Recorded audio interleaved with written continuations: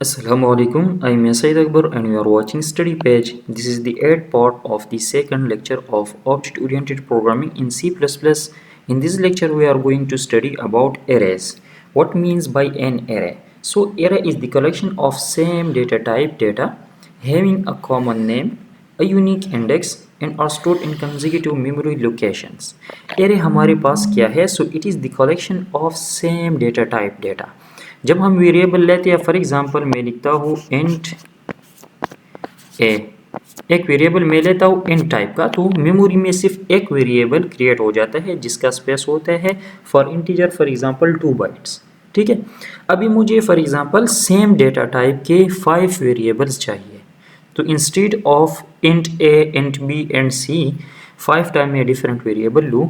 इसके लिए मैं क्या करूँगा, मैं लिखूँगा इंट फॉर एग्जांपल ARR और 5, तो ये मेरे लिए 5 वेरिएबल इन टाइप का क्रिएट करेगा, लेकिन वो वेरिएबल्स जो है उनके ये प्रॉपर्टीज़ होगी। क्या प्रॉपर्टीज़ होंगी? तमाम वेरिएबल का नेम सेम होगा, having a common name, a unique index. अब इंडेक्स का क्या मतलब है? तमाम वेरिएबल का जब नाम सेम होगा तो उनको मैं डिफरेंशिएट किस तरह करूँगा, फर्स्ट वेरिएबल को सेकंड से किस तरह डिफरेंशिएट करूँगा, सेकंड को थर्ड से, और इस तरह हर एक को किस तरह डिफरेंशिएट करूँगा। तो हर एक का एक यूनिक इंडेक्स होगा, एरे के अंदर एक यूनिक आप इस तरह कह दें कि एड्रेस होगा जो 0 से स्टार्ट होंगे, और अगर हमारे पास किसी एरे में 5 एलिमेंट्स है तो 4 तक होंगे, अगर 10 एलिमेंट्स है तो 9 तक होंगे। टोटल एलिमेंट्स हमारे पास जो हम यहाँ पर डिक्लेयर को होंगे इतने होंगे, और फर्स्ट एलिमेंट का या फर्स्ट वेरिएबल का इंडेक्स 0 होगा, सेकंड का 1 होगा एंड सो ऑन। और इसके साथ साथ इसकी एक और प्रॉपर्टी है कि and are store in consecutive memory locations. क्या मतलब कि मेमोरी के अंदर जब हमारे पास वेरिएबल्स क्रिएट होते हैं तो नॉर्मल वेरिएबल जब क्रिएट होते हैं तो उसके लिए कंसेक्यूटिव मेमोरी लोकेशन जो है रिजर्व नहीं होती, लेकिन जब एरे आप क्रिएट करते हैं तो उनके जितनी भी वेरिएबल्स होंगे या एरे के अंदर जितना भी डेटा होगा या एरे का साइज जितना भी होगा वो सारे वेरिएबल्स कंसेक्यूटिव मेमोरी लोकेशंस में होते हैं। ठीक है, कंसेक्यूटिव मीन्स कि पूरा एक मेमोरी ब्लॉक उनके लिए रिजर्व किया जाता है। सो एरे के बारे में ये 3 बातें या 4 बातें ज़रूरी है कि ये कि इसके अंदर हम सेम डेटा टाइप का डेटा स्टोर कर सकते हैं। दूसरा ये कि तमाम डेटा तमाम जितनी भी वैल्यूज़ होंगे उनका कॉमन नेम होगा and that will be the name of the array. हर एक एलिमेंट को या हर एक वैल्यू को हम डिफरेंशिएट करेंगे using a unique index and are store in consecutive memory locations. तमाम मेमोरी में कंसेक्यूटिव मेमोरी लोकेशन में सेव होंगे। अच्छा, अभी फॉर एग्जांपल मैंने किसी प्रोग्राम के अंदर इस तरह 5 एलिमेंट का एक एरे डिक्लेयर कर दिया, तो इसका फर्स्ट एलिमेंट मैं प्रिंट करना चाहता हूँ, तो मैं इस तरह इसको लिखूंगा फॉर एग्जांपल सी आउट। ठीक है, और यहाँ मैं लिखूंगा ARR, this is the name of the array, और फिर इंडेक्स उसका लिखूंगा। फर्स्ट एलिमेंट मैं प्रिंट करना चाहता हूँ तो that will be stored at location 0। तो देखिए ये हमारे पास एरे नेम आ गया और ये इंडेक्स आ गया। ठीक है, फिर अगर दूसरा मुझे चाहिए तो मैं लिखूंगा सी आउट ARR और 1 एंड सो ऑन, इसी तरह ARR2 ARR3। तो देखिए जितनी भी एलिमेंट्स है इस एरे के अंदर तमाम एलिमेंट्स हम एक्सेस कर सकते हैं using a common name and that is ARR, और हर एक एलिमेंट का फिर एक यूनिक इंडेक्स है and that is 1 0 1 2 3 up to the size of the array -1। ठीक है, okay. To refer to an element, किस तरह हम किसी एरे के किसी एलिमेंट को रिफर करेंगे, एक्सेस करेंगे। So specify array name and position number, जिस तरह मैंने यहाँ पर कर दिया। ठीक है, this is the array name, this is the position number. Format is array name लिखते हैं, पोजीशन नंबर लिखते हैं, तो वो एलिमेंट आपके लिए एक्सेस हो जाएगा। First element at position 0, array का फर्स्ट एलिमेंट पोजीशन 0 पर होता है और आगे 1 ऐड करते जाए।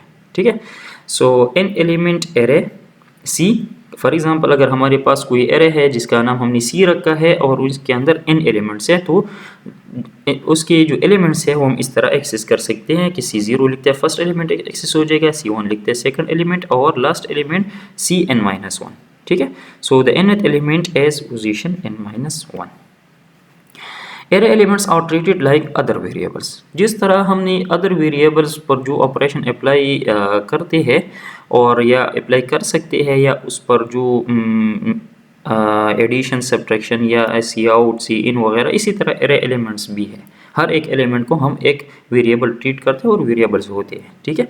सो assignment printing for an integer array C, for example आप किसी एरे को वैल्यू असाइन करते हैं तो बिल्कुल एरे एलिमेंट लिखते हैं, ठीक है। एरे एलिमेंट हमने कहा कि किस तरह हम एक्सेस करेंगे, सो एरे नेम लिखते हैं और पोजीशन लिखते हैं, element position.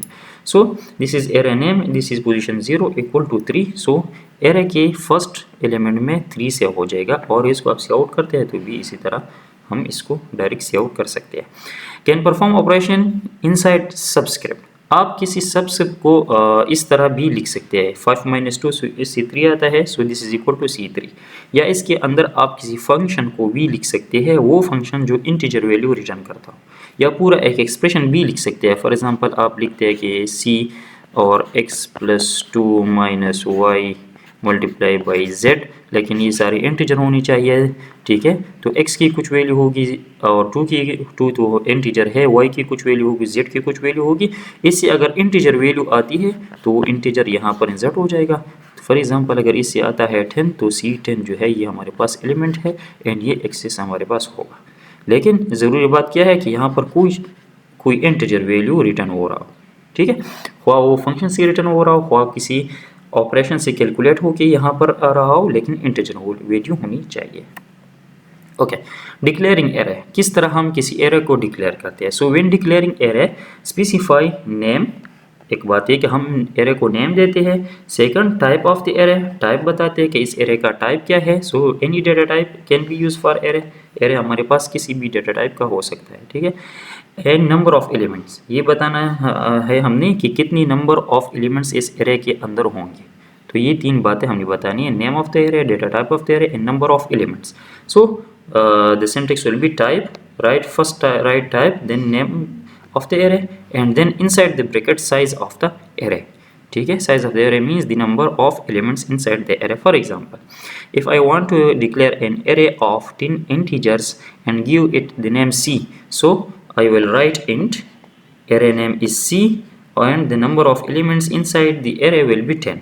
So this statement will create an array, ठीक है। this is the declaration of array. The second one is float array. For example, float, उसको हमने नाम दे दिया d और इसके अंदर एलिमेंट्स कितनी है, 3284 एलिमेंट्स, ठीक है। So this will create an array of 3284 float values. Okay, we can also declare multiple array of same type, हम एक स्टेटमेंट के अंदर मल्टीपल एरे भी क्रिएट कर सकते हैं अगर उनका टाइप सेम हो।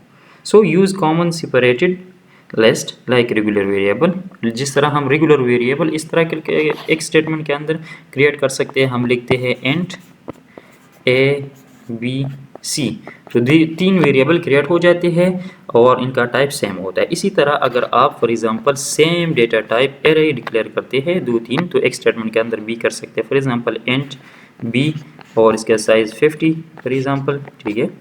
और सिमिलरली सी, ये कॉमा होगा और इसका साइज 100, ठीक है, सेमीकोलन। तो देखें इन दोनों एरे एन टाइप के हैं, एक एरे का साइज है 50, दूसरी एरे का साइज है 100, ठीक है। तो एक स्टेटमेंट के अंदर आप मल्टीपल सेम टाइप एरे भी डिक्लेयर कर सकते हैं। इनिशियलाइजिंग एरेज, अभी this was just declaring of the array, ठीक है। और अभी एरे के एलिमेंट्स को इनिशियलाइज करना वो हम किस तरह कर सकते हैं, तो इसके कौन कौन से तरीके हैं।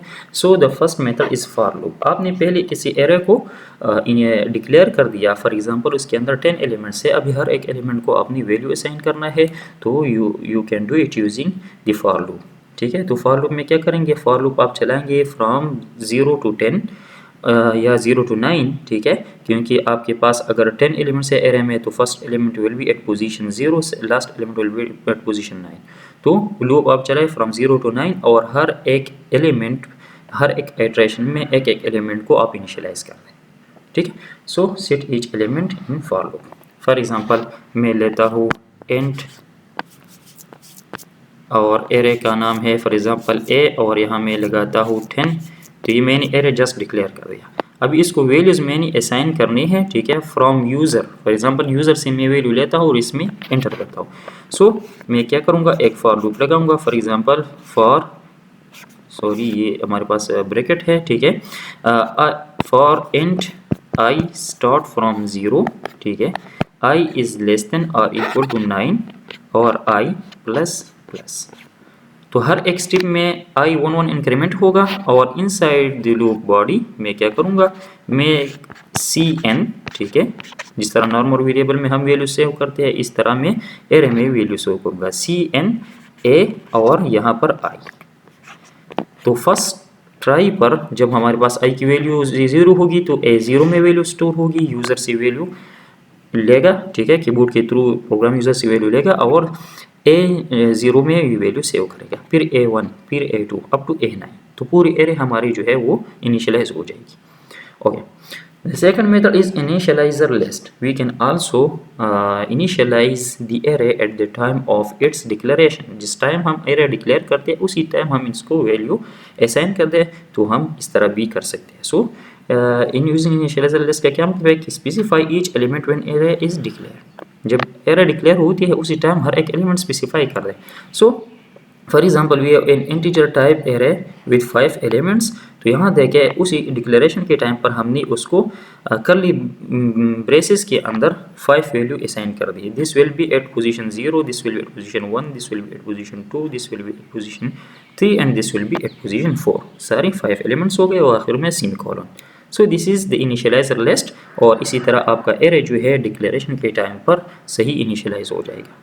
Okay, if not enough initialiser right most element 0। क्या मतलब, अगर फॉर एग्जांपल आपके एरे का साइज 5 है और आपने यहाँ इनिशियलाइजर लिस्ट में 3 वैल्यूज असाइन की है, तो जो राइट मोस्ट 2 वैल्यूज है ये और ये ऑटोमेटिकली इसको 0 वैल्यू असाइन हो जाएगा, ठीक है। If two many syntax error, इसका क्या मतलब, अगर आपके एरे का साइज 5 है और आपने यहाँ पर उसको फॉर एग्जांपल 10 वैल्यूज असाइन कर दी तो आपको सिंटैक्स एरर मिलेगा, ठीक है। साइज ऑफ एरे से ज़्यादा इनिशियलाइजर आप नहीं दे सकते। To set every element to same value या 0 वैल्यू, ठीक है, तो आप इस तरह लिखेंगे इन सी प्लस एस इंट, ठीक है, एरे पहले डिक्लेयर कर दे फिर इक्वल टू 0 लिखते हैं, तो जितनी भी एलिमेंट्स है आपके एरे के अंदर तमाम इनिशियलाइज हो जाएंगी टू 0, ठीक है। सेम वैल्यू का मतलब यहाँ 0 है, ठीक है। आप किसी और वैल्यू को इस तरह मतलब अगर आप चाहते हैं कि आपके एरे के अंदर तमाम जितनी भी एलिमेंट्स है वो 5 को इनिशियलाइज हो, ठीक है, उसकी वैल्यू 5 हो, तो आप अगर यहाँ सिर्फ 5 लिखेंगे तो हर एक एलिमेंट की वैल्यू 5 नहीं बनेगी, ठीक है। सिर्फ फर्स्ट एलिमेंट जो है वो उसकी वैल्यू 5 हो जाएगी, बाकी जितने भी एलिमेंट्स है वो सारे 0 होंगे। If an array size is omitted, initializer determine the size। हाँ, आप इस तरह भी कर सकते हैं कि जब आप वैल्यू को यूजिंग इनिशियलाइजर लिस्ट इनिशियलाइज करते हैं तो यहाँ पर अगर आप एरे साइज नहीं लिखते तो कोई मसला नहीं है, कंपाइलर खुद ब खुद यहाँ से पता लगाता है कि आपके एरे का साइज़ कितना है, ठीक है। तो अगर आपने यहाँ पर 5 वैल्यूज असाइन की है तो एरे का साइज़ ऑटोमेटिकली वो 5 डिक्लेयर करता है। अगर आपने 10 इनिशियलाइजर लिस्ट यहाँ पर असाइन की है, ठीक है, तो एरे का साइज ऑटोमेटिकली 10 बन जाता है, ठीक है। Okay, passing arrays to function. अभी हमने जिस तरह नॉर्मल वेरिएबल फंक्शन में पास करने होते हैं इस तरह हमें ज़रूरत पड़ती है कि हम पूरी एक एरे को पास कर दें। So how will we pass array to function? So to pass an array to function specify name without bracket. For example मेरे पास एक एरे है, ठीक है, जिसका नाम इंट है, जिसका टाइप इंट है, नाम है माई एरे और इसका साइज है 24 and I have a function and that is my function. तो जब मैं फंक्शन को कॉल करता हूँ और एरे पास करता हूँ तो जस्ट मैं क्या करूँगा, एरे का नाम लिखूँगा like this my function, this is function call, ठीक है। माई function is the function of my name और इसमें 2 पैरामीटर पास करने हैं, एक एरे और एक एरे का साइज़ अगर आप चाहे तो पास कर दे, चाहे तो साइज़ अगर पास नहीं करते तो भी कोई मसला नहीं है, ठीक है। ओके, सो आपने जस्ट क्या करना है, एरे नेम लिखना है और विदाउट एनी साइज और without any brackets. So to pass array to my function, array size usually passed, ठीक है। नॉर्मली हम एरे साइज को पास करते हैं, लेकिन अगर आप पास ना करें तो कोई मसला नहीं, but it is not required. It is useful to iterate over all elements. क्यों पास करते हैं? ताकि फंक्शन के अंदर भी ये पता हो कि इस एरे का साइज़ कितना है, क्योंकि यहाँ तो जस्ट हम एरे नेम भेज रहे हैं फंक्शन के अंदर, ठीक है। तो यहाँ अगर हम साइज़ पास कर दें तो फंक्शन के अंदर आइटरेशन हमारे लिए ईजी होगा, साइज़ का हमें यहाँ से पता होगा, ठीक है। So okay, array is passed by reference, it's an important property of array। ठीक है कि एरेज जो है हमारे पास बाय रेफरेंस होते हैं। आई होप ये आपको ये पता होगा कि वेरिएबल जब हम फंक्शन में पास करते हैं तो इसके मुख्तलिफ टाइप्स है, pass by value, pass by reference, ठीक है, and pass by reference pointer. तो पास बाय रेफरेंस का मतलब क्या होता है कि आपके पास ओरिजिनल वेरिएबल कॉपी नहीं होता फंक्शन को पास करने के टाइम पर, लेकिन उसका एक रेफरेंस या उसका एड्रेस पास होता है। ठीक है, सो एरेज जो है ये हमारे पास इसी तरह पास होते हैं। ठीक है, उसकी फंक्शन के अंदर कोई अलग कॉपी नहीं बनती, लेकिन ओरिजिनल एरे जो है उसको एक दूसरा नाम मिल जाता है और वो इस तरह पास हो जाता है। ठीक है, function can modify original array. ठीक है, तो जब हम किसी वेरिएबल को या एरे को पास बाय रेफरेंस करते हैं, इसका मतलब ये होता है कि मेमोरी में इसकी अलग कॉपी नहीं बनती। जब मेमोरी में अलग कॉपी नहीं बनती तो फंक्शन अगर इस एरे में कोई चेंजेस करता है तो ओरिजिनल एरे में चेंजेस हो जाता है। ठीक है, value of name of array is address of first element. अच्छा, हमारे पास एरे का जो नेम होता है this is actually the address of first element of the array. ठीक है, ये address of first element of array का क्या मतलब, फॉर एग्जांपल माई एरे 24, इसका फर्स्ट एलिमेंट अगर हम देखें तो वो होते हैं माई एरे और इंडेक्स 0। तो इस वेरिएबल का या इस हमारे पास एलिमेंट का जो एड्रेस है that address is also my array. ठीक है, एरे का नेम जो है ये फर्स्ट एलिमेंट का एड्रेस होता है in simple word. Function knows where the array is stored. आपने क्या कर दिया, आपने एरे नेम किसी फंक्शन में पास कर दिया, इट मीन्स आपने किसी एरे का फर्स्ट एड्रेस जो है फर्स्ट एलिमेंट का एड्रेस पास कर दिया। जब फर्स्ट एलिमेंट का एड्रेस पास कर दिया तो आगे तो कंपाइलर को पता है कि एरेज जो है वो कंसेक्यूटिव मेमोरी लोकेशंस में होते हैं, तो इसलिए फंक्शन के अंदर उसको प्रोसेस करना आसान होता है। ठीक है, and these are passed by reference and can change original memory locations. If you want to pass the array by value, so you have to pass individual elements. So individual array elements pass by value like regular variable। जिस तरह हम regular variable पास करते हैं तो उसकी function के अंदर एक अलग कॉपी बनती है। अगर आप चाहते हैं कि इस तरह आप एरे इंडिविजुअल एलिमेंट्स पास कर दें, so you can do it, but you will pass these using element by element. ठीक है, तो आप अगर एलिमेंट बाय एलिमेंट इसको पास करते हैं so you can pass it.